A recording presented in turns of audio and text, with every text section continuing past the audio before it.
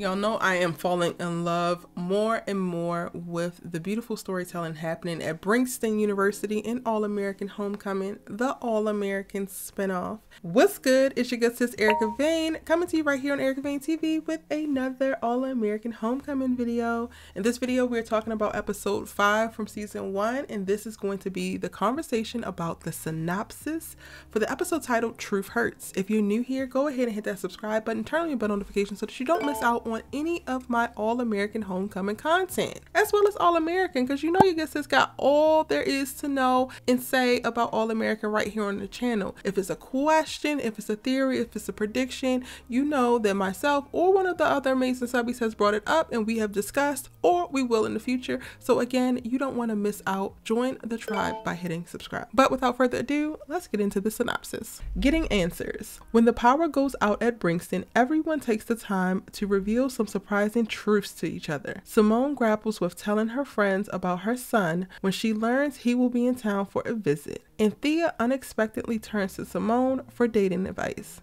Damon becomes worried about JR, who is dealing with issues in the wrong way. Cam challenges Keisha when she is ready to give up on her choreography dreams. Meanwhile, Coach Marcus and Amara's relationship comes to a head, leaving them question how to move forward. Ooh, not the lights going out and we about to get to some truths. Listen, All-American Homecoming is not playing with us. She is that girl, well, behind Bel-Air. If y'all not watching Bel-Air, you really should be. These two shows are absolutely my faves right now, and I cannot stop talking about either one of them. And if on any given day you want to hit me up on your favorite social media site, you know, like Twitter or Instagram or TikTok, and talk to me about Bel-Air or Homecoming, I will stop what I'm doing, no matter if I'm working or I'm at the gym or I'm walking my dog, and I'm gonna talk to you because guess what? Like I said, I'm obsessed, okay? But back to the synopsis. So the power's going out at Princeton and everyone takes the time to reveal some surprising truths. Child, I have been waiting and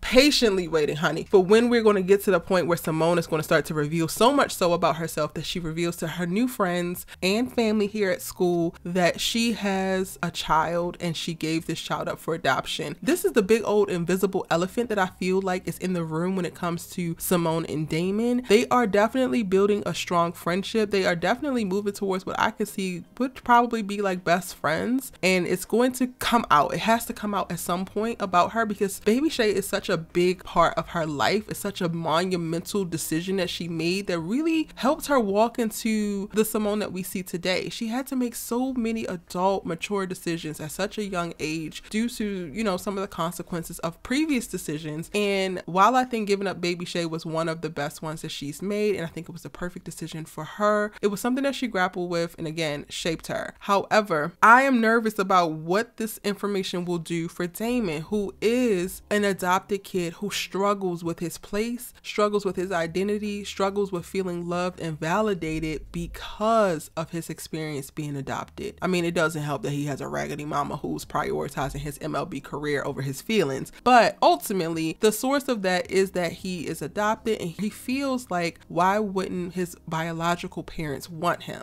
So I knew from the backdoor pilot, once it was announced that Damon was adopted, that this was going to be a potential contention point. And I understand how it says in the synopsis that Simone is grappling with telling her friends about him, because that is something that you don't know how people are going to receive. You don't know if they're going to try to judge her. They don't know if they're going to understand. She don't know if that's going to change how they actually view her, because up until now, she has been really gaining people's respect, love, and adoration. Like, they seem to absolutely love Simone on this campus. And I could totally see how she could have thoughts about, dang, are they gonna like me once they realize that I did this thing in the past and I made this decision? But ultimately, Simone, yes, because you are so beautiful and utterly amazing and you are making the best decisions for yourself as well as your baby. I love the storyline of her actually staying in contact and being connected and it being an open adoption. It's so very beautiful and your friends are going to love it as well. Even Damon, even if he has an initial visceral reaction about it. Honestly, y'all, I really just think that Damon is not going to be be able to understand immediately, but he's going to want to, and it's going to be a process. But if you want to see a video for me talking about Damon learning about baby Shay and Simone giving him up for adoption and how he's going to feel about it, let me know in the comment section down below that that's something that you want to see, and I would definitely make it because it's one of the storylines that I'm the most excited about, and I would love to tell y'all all that I think is going to happen around it. But I just need to know that y'all want to see it. Now, Thea unexpectedly turns to Simone for dating advice because these two are also moving along to get to best friend land, and I totally can see Thea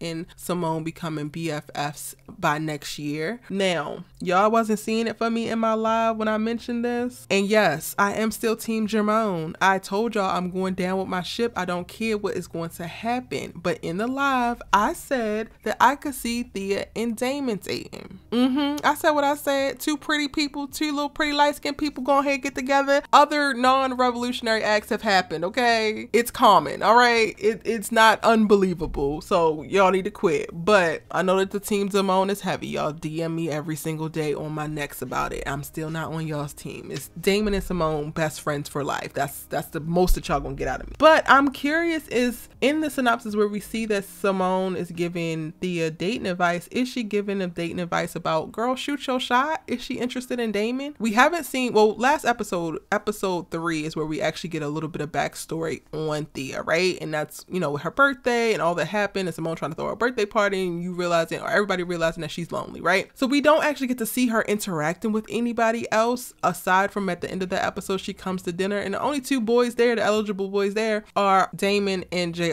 I don't necessarily see her being attracted to JR, but if she's hanging around Simone more, I could see her starting to develop feelings for charming ass Damon. So is she asking Simone advice for what she should do if she's interested in little fine Damon? And then also, this is me in my story bag, not on my team Jermone stuff. I'm gonna put my team Jermone stuff to the side real quick, and I'm gonna say this statement, but then I'm getting right back into my team Jermone suit, okay? If this is the case, and I could see a little moment or a little seeds of if Simone is starting to realize that she likes Damon even though she doesn't, could she give the advice, give her good advice, but we also see her take a beat to think, or take a beat to ponder, or take a beat to be jealous? I wonder. But she not. She loves her husband, former husband. Team Jermone for life. Y'all heard me. Now, Damon becomes worried about JR, who's dealing with issues in the wrong way. So some stuff is going to go down in episode 4 when it comes to his father or his parents, JR's parents, coming to town. JR feels like Damon really connects with his father. It's a split image of his father. You know that JR feels like Damon could be the child that went missing from his childhood, and something happens in that episode and we get some kind of truth behind it, but I don't think that it's actually who Damon's father is. Maybe we find out another truth about JR's family and he's not handling it well. I could totally see him leaning into his frat boy bag, and he's probably drinking and being a little irresponsible, maybe missing practices, and Damon got to roll up on him like, y'all, dog, this ain't what we doing. This ain't where it's at, so get it together. Cam challenges Keisha to still go after her choreography dreams, and I love that. We saw the seeds of that in episode 2 when Cam got this horrible news. Next episode, which is episode 4, y'all, because I'm recording this before episode 4 premieres, we're going to see Cam actually fight the diagnosis of this aneurysm that's potentially taking him out of football for forever. He's going to work to get back onto the field. That's what we're going to see in the episode, and I think he's going to keep that same energy towards Keisha in episode 5 and pushing her to like not give up on her dreams, figure out a way to make both things work, or confront her father and tell him what it is and what it ain't. And yes, Coach Marcus Turner and Amara's relationship comes to a head, leaving them questioning how to move forward. They need to move forward together. It's clear that y'all are deeply into each other. It's clear that y'all have history. The romantic tension and love is there. It is real. You can cut it with a knife when y'all are in the same room together. Coach Marcus Turner wants to protect, love, and care for you, girl, and you deserve it, so go ahead and let it happen. I'm totally here for it. We moving forward together. That's the only option.